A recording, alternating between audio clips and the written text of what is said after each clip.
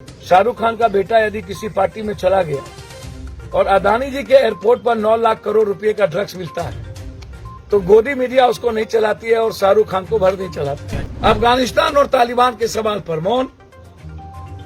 जब जब कोई चुनाव आती है तो इनकी आतंकवादी हमले बढ़ जाते हैं और फिर गोदी मीडिया अपने तरीके से सारे मुद्दों को, महंगाई खत्म, अगले कोरोना में पैदल चल के मर गए, एक बिहारी को पैसा नहीं मिला, पप्पू यादव एक एक परिवार को पैसा दिया। मुझको समझ में नहीं आता है शाहरुख खान का बेटा या आमिर का बेटा, पप्पू यादव का बेटा या दुनिया के सारे रईसों का बेटा, पॉलिटिशियन का बेटा ड्रग्स सेवन करता होगा।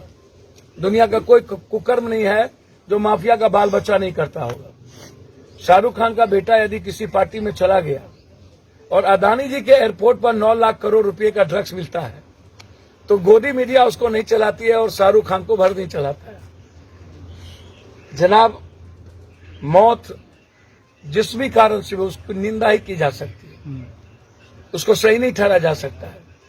लेकिन जब आप गाड़ी चलाते हो किसानों पर, आत्महत्या करने पर मजबूर करते हो, गोली चलाते हो, जब सिंधु बॉर्डर पर किसानों को मार देते हो, जब मरने पर मजबूर कर देते हो, सर 450 बिहारी अगले कोरोना में पैदल चल के मर गए, एक बिहारी को पैसा नहीं मिला, पप्पू यादव एक एक परिवार को पैसा दिया।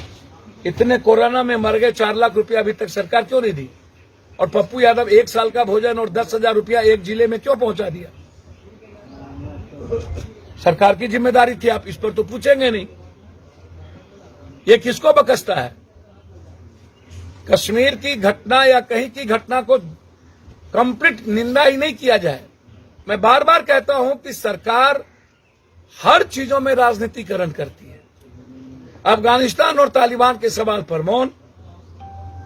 जब जब कोई चुनाव आती है तो इनकी आतंकवादी हमले बढ़ जाते हैं और फिर गोदी मीडिया अपने तरीके से सारे मुद्दों को, महंगाई खत्म, किसान के मुद्दे खत्म, उत्तर प्रदेश में जिस तरीके से बाइफर्केशन हो रहा है वो मुद्दे खत्म।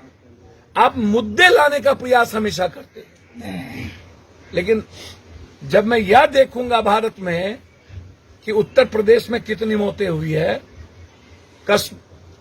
आसाम में कितनी गृह युद्ध की मौतें हुई है, मणिपुर आसाम के भीतर कितनी मौतें हुई है, हालात कितने बुरे हैं, कोरोना में कितनी लाशें गई हैं जिसको गंगा में तैरते हुए, दफनाते हुए, जलते हुए भी नहीं फेंक दिया गया, आप वो उसको दबा देते हो।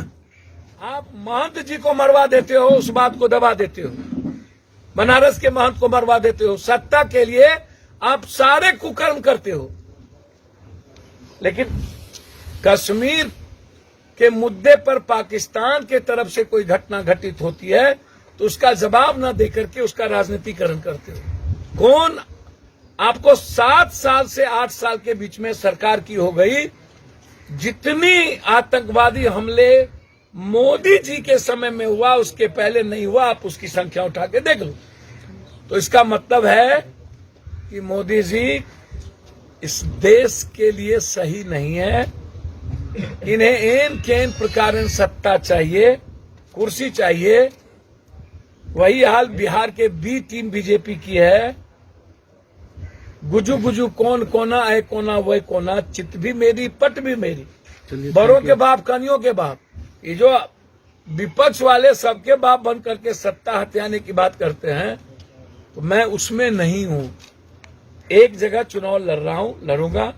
कश्मीर की घटना पर निश्चित रूप से विपक्ष और पक्ष सबको मिलकर के ठोस निर्णय लेना चाहिए कि बिहार की घटना ही नहीं, देश के किसी भी हिस्से में चीन यदि उत्तराखंड में आकर के मेरी जमीन कब्जा कर लेता है, चीन यदि मेरे फोर्स को आकर के मार के चला जाता है, तब गोदी मीडिया चुप हो जाती है।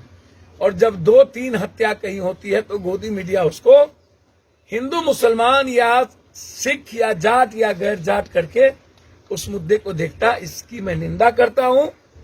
चीन आज हम पर भारी है, इस पर कोई सवाल खड़ा नहीं होता।